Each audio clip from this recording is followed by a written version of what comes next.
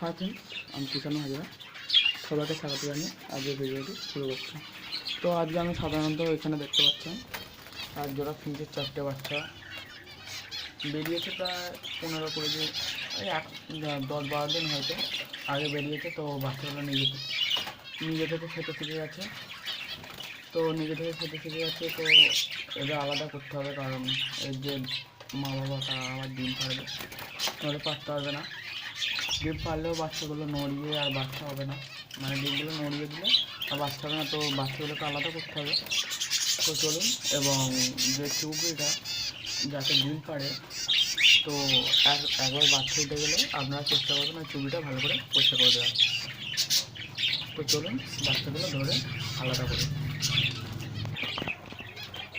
তো ফ্রেন্ড, দেখতে পাচ্ছেন এখানে আমি গেট খুলে একটা কাপড় দিয়ে দিয়েছি, যাতে ধরতে কোনো অসুবিধা না হয় এবং যাতে না বেরিয়ে যায়। তো একটা ফোনে যদি বা ফোন, একটা হাতে যদি বা ফোন থাকবে, তার জন্য আমি এটা দিয়েছি। তো চলুন ধরি। আপনারাও চাইলে এরকম কাপড় দিয়ে করতে পারেন সেফটির জন্য, যাতে বাচ্চা যাতে না করতে পারে।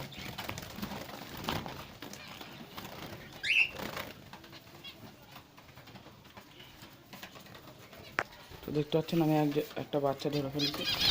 তো একে দেখবেন ছেড়ে দিলাম।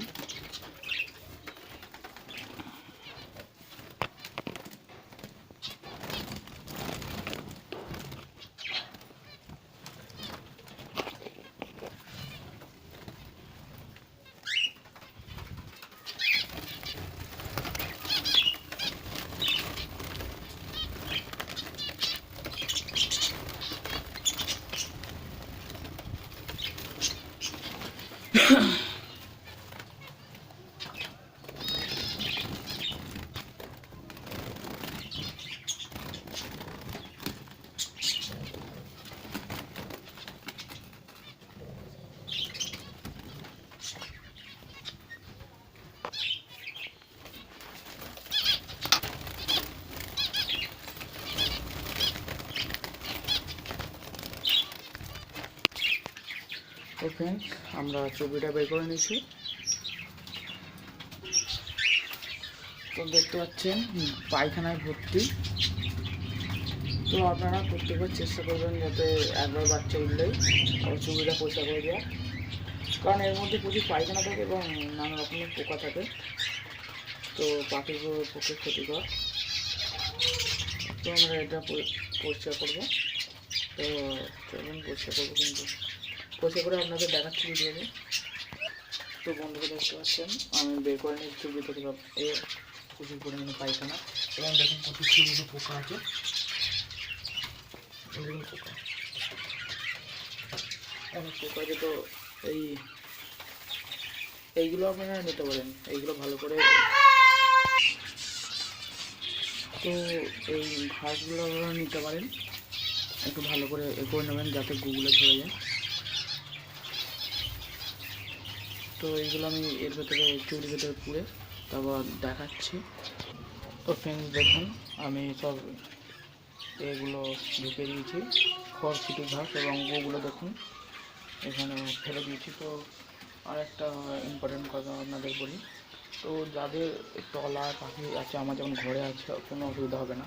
তো যাদের তলায় বা ফাঁকায় পাখি আছে, তো তারা এই যে পাখির পায়খানা এবং পাখির যে ডিম যে খারাপ হয়ে যায়, সেই ডিম এবং যে বাচ্চা মরে যায় সেই বাচ্চা, তো সাধারণত খাঁচার সামনে ফেলবেন না, পারলে অন্য দূরে একটা নির্দিষ্ট জায়গা ফেলবেন। কারণ এই গুড়ের এর মধ্যে সাপ আছে। তো সাপ এসে পাখিকে ডিস্টার্ব করে। তো একবার সাপ যদি পাখি যদি হলুদ যদি পেয়ে যায়, তো প্রায়ই আসবে। তো তার জন্য বলছি। তো চলুন এবার এখানে সাজিয়ে আপনাদের দেখাবো। তো ফ্রেন্ডস দেখুন, চুবিটা লাগিয়ে দিয়েছি আমরা ভালো করে। তো এ থেকে আমি এটাই বলতে চাইলাম যে ভিডিও থেকে, যে আপনার পাখি যে এই যে চুবিতে একবার বাচ্চা উঠে গেলে চুবিটা পরিষ্কার করে দেওয়ার চেষ্টা করবেন, কারণ ওর ভিতরে যে পোকা যে থাকে তাহলে। তো ফ্রেন্ডস আমি এটাই বলতে চাইছিলাম যে একবার বাচ্চা হলে প্লিজ পরিষ্কার করে দেবেন, কারণ গুলিয়ে ভর্তি হয়ে থাকে পোকামাকড় এইসব হয়, তো ডিম পাড়ার পর ডিম নষ্ট হয়ে যেতে পারে এবং বাচ্চা হলে সেই বাচ্চা হওয়ার পর ওর মেরে ফেলতে পারে পোকাতে। তো একবার পরিষ্কার করে দেবেন। তো ভিডিও যদি ভালো লেগে থাকে প্লিজ একটা লাইক দেবেন, কমেন্ট করে জানাবেন এবং শেয়ার করবেন।